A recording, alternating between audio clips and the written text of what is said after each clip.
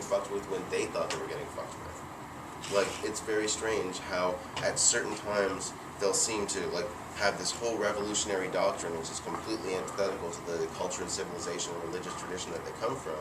And then there's other times that it seems to completely reinforce that. And it goes back and forth. And I think that's just a measure of Kelly's own, difficulty dealing with what was happening, or even pressure that was getting put on him by Dee. Hard to say, can't really, don't have evidence, so whatever.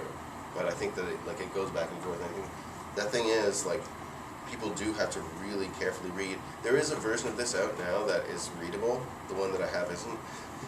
It's like the mimeograph. It was like $80. I got it. Oh, you did? Yeah, but it's a big investment. Yeah. And it's huge. I don't have shelf space for it. Really? Yeah, it's a big deal. Yeah, this one you kind of have to read with like a magnifying glass and sound everything out. What is it? True and Faithful Relation. Joseph Peterson came up with a good edition of the 5 Books of Mystery, so that's actually, I don't think it's that expensive. At least for that one, but that one's kind of like it's not where all the good stuff is. All the cool apocalypse stuff goes later. But Dee was really sincere about trying to, for him, this was like trying to get wisdom of God and wisdom of truth of etc., etc., and I think that he just got completely blown away by what the answer to his question was. And it is very significant, I think, that Hurley identified with Kelly instead of Dee, because Dee would be the obvious choice. He was the significant historical figure, or whatever. Kelly was a known counterfeiter, known forger, known liar. But that could also have a lot to do with why the angels chose Kelly at that point in time. I don't know. I think about that. Like these are the questions. If the power of seeing was something that they particularly gave to him, and he had the option, it was like an office. In the Greater Key of Solomon, there's a point where they say, the archangels aren't individuals; they're offices. So it's like you might be talking to different spirits at different times. They're just occupying that position at that point in time. Like, if you go to see the manager in McDonald's, it's always going to be the manager in McDonald's, but it might be a different person every time, like when you go to different McDonald's and so on and so forth. As crude an analogy as I understand that is, that's like how I can try to put it out there. And I think that Kelly was essentially occupying that position at that point in time, and that was what the angels were trying to say. But I mean, they didn't choose him for no reason. They didn't just choose him because he was around. Then they could have had the choice of Saul or whoever, someone who was more convenient for Dee. That's one interpretation. Another interpretation could be that Kelly was very convenient for Dee, because at times that he tried to run away and go do other things and get out of Dee's grasp, he was also a compulsive gambler. So he would disappear for a little while, and then he'd run up some debts, and then Dee would just buy out his debts and have a judge sentence him to indentured service to him, so that he didn't have to go find him again. He was pretty much legally beholden to come back and work for him, and working for him meant scrying for hours and hours and hours. There's points when the angels are dictating tables and stuff, and Kelly's just I'm so hungry, please let's just stop, I want to go eat something, or I'm so tired, and Dee always makes note of that, which I always thought was particularly cruel. Do you think Kelly is painted to be this kind of almost criminal type element, but society was a lot stricter back then. How do you think he would measure up today? Well, No, I don't think it was about the strictures of society. It was he was counterfeiting checks and forging people's signatures and stuff like that. Yeah. He had his earlobes cut off for that reason, because in England at that time, the way of, if you're writing bad checks, they cut off your earlobes so people know not to take your signature seriously, basically, because they didn't have social security numbers. Right. Okay. Yeah, but I mean, he was a criminal, and he was honestly his own books. Waite has a translation of, not translation, but a reprint of some of his writings on alchemy and stuff like that. It's very uninspired. It's not really good. It's not bad, but it's very stiff kind of stuff.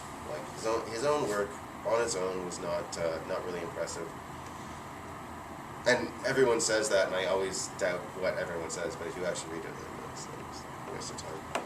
But I think that the motivation to paint him as someone who's fooling Dee is ludicrous in respect of that. Because the people who try to make that argument, they're like, oh, Kelly was so bad, he wasn't good at anything, and blah, blah, blah. And then how did he fucking fool this genius political spy? Like, Dee was a spy for Queen Elizabeth, for Christ's sake. Like, and, you know, a genius in many ways. Okay, what your argument is the charlatan horse thief fooled one of the greatest minds in Europe at the time. Okay, fine.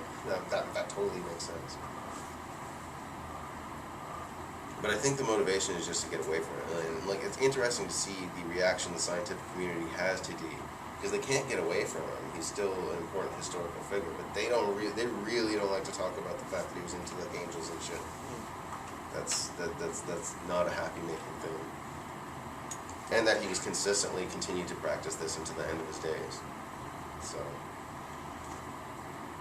like, when Dee and Kelly break off, they kind of like go on their own for a while. Kelly gets imprisoned essentially because the emperor at the time, and I believe it was Prussia, I should have read about this before, but whatever. Doesn't matter, not important. Gets thrown in prison, basically because the ruler of the state thinks that he can make lead into gold. Because he's been telling people this. Whether it was true or not, hard to say. John Dee's son actually said that he saw Kelly make lead into gold at one point. But he was a kid, so whatever. And then he dies either because he's killed by the guards, or he's trying to escape, or he got the chance to escape and he slipped, or something. Like, again, like, every part of this guy's fucking story is cloudy. But Dee just kind of went back and was ready to go on trial. After Queen Elizabeth died, the next king was very hostile to Dee, but at the same time, he was still perfectly happy to go back and risk trial and risk witchcraft accusations and so on and so forth.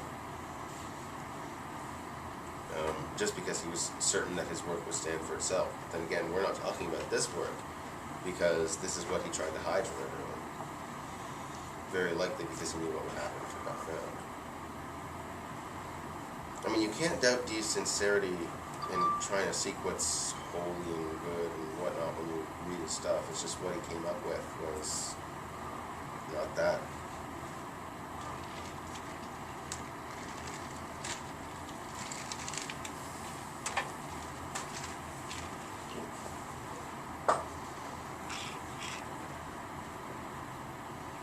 Just trying to think if there's some part of the practical aspect that I've left out at this point. If you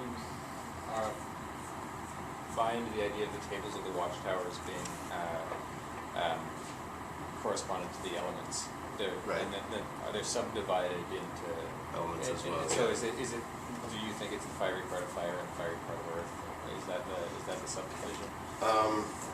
I think it's convenient to use the pentagrams in that way. Yeah. Okay. Like, when I tend to, if I'm actually just like invoking a sub-element of one of the watchtowers, I'll do like the element of the table first and the element of the tower second, and do 5 pentagrams. So it's like, you know, say it's fire of earth, then it'd be an earth pentagram, fire pentagram, earth pentagram, fire pentagram, earth pentagram. You know, just so it's more balanced, more weighted towards the watchtower itself, and you know, but with the element of the sub-angle in there. And like, I just think that's a useful way to divide it up. But at the same time, it's like, you know, people can do what they do and figure out what they're going to figure out. But at the same time, it's also important to have like the equipment, like, and that's something I suppose which I didn't say, is like, you know,